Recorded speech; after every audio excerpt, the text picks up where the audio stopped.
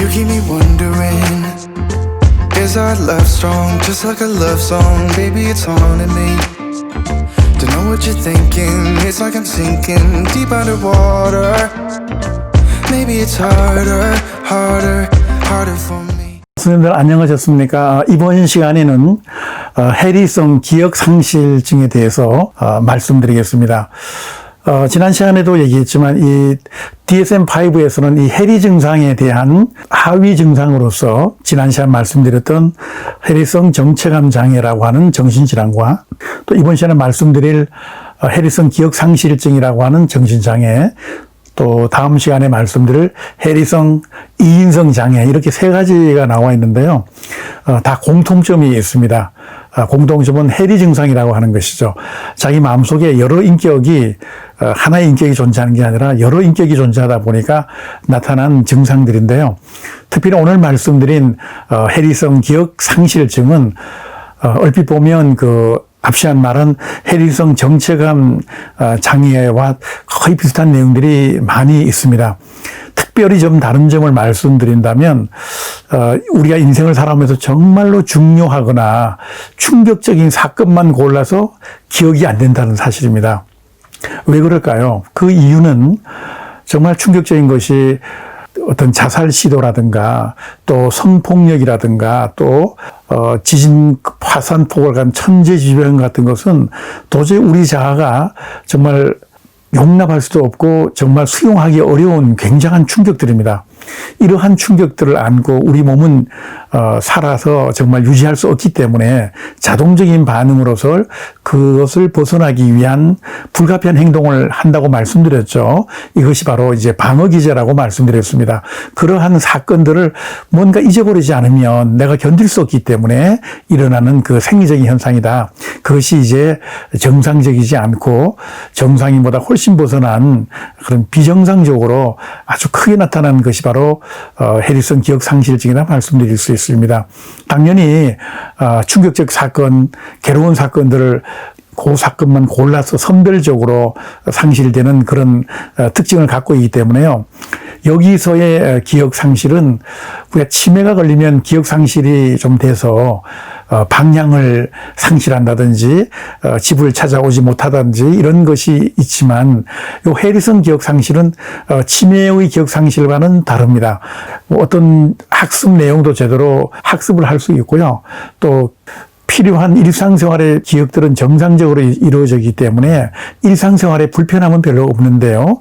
자기가 정말 괴로운 추억이나 충격적인 사건만 골라서 기억을 안 한다는 사실입니다.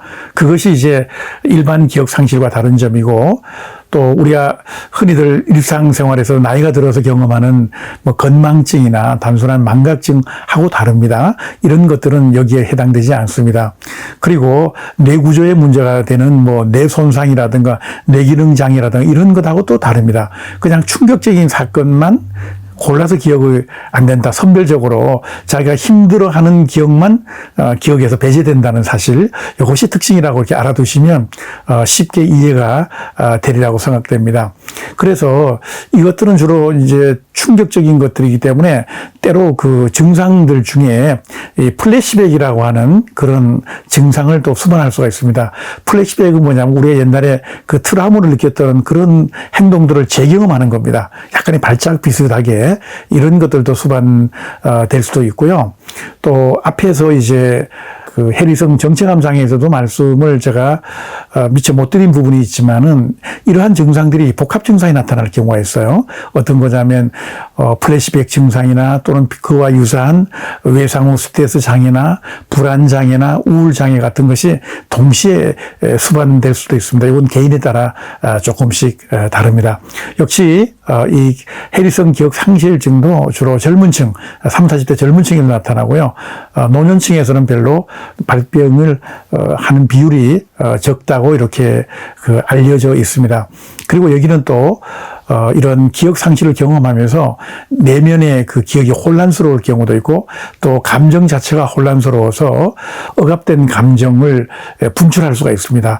수치심이라든가 분노라든가 배신감이라든가 이런 것들 때문에 자살 시도라든가 자해 행동이라든가 또는 폭력적인 행동이 수반될 수 있기 때문에 이 가족들은 각별히 그런 증상들을 예견해서 조심스럽게 다루어야 됩니다.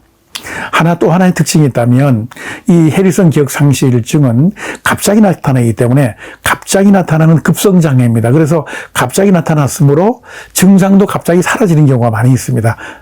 그래서 이런 것들이 이제 일반 뇌기능 손상으로 인한 기억 상실이나 이런 것들하고 우리가 차별화되는 것이죠. 그리고 이제 치료 방법은 역시 여기도 약물 치료가 별로 중요하지 않습니다. 약물 치료는 오히려 증상을 악화시킨다는 보고도 있습니다. 아까 처음에 말씀드렸지만은요, 해리성 장애는 주로 정신치료 주로 많이 쓰입니다. 정신분석적 치료가 주로 많이 쓰이는데요.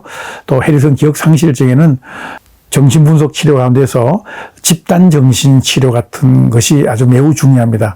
서로 상호작용을 통해서 서로 역동이나 그 반응을 서로 교환함으로써 상실됐던 기억을 조금씩 회복하고 또 감정도 회복하는 이런 방법들이 주로 많이 쓰입니다. 그리고 이런 플래시백 같은 이런 외상후 스트레스 장애 나타나는 순간적인 그 발작 행동이나 이런 것들은 증상들을 좀 완화시켜야 되기 때문에 행동치료도 병행하는 경우도 있습니다. 그러나 일반적으로 해리성 장애의 전반적인 치료 방법은 정신분석적 치료가 주요하다. 그래서 주로 이제 정신의학과에서 이 진료를 많이 담당을 하게 되고 약물 치료는 거의 아직도 특별히 효과를 봤다는 그런 보고가 존재하지 않고 있는 그러한 실정입니다. 오늘 이 시간에는 그 해리성 기억 상실증에 대해서 특징과 증상과 그 원인에 대해서 살펴보았습니다. 오늘 강의는 이것으로 마치도록 하겠습니다. 대단히 고맙습니다.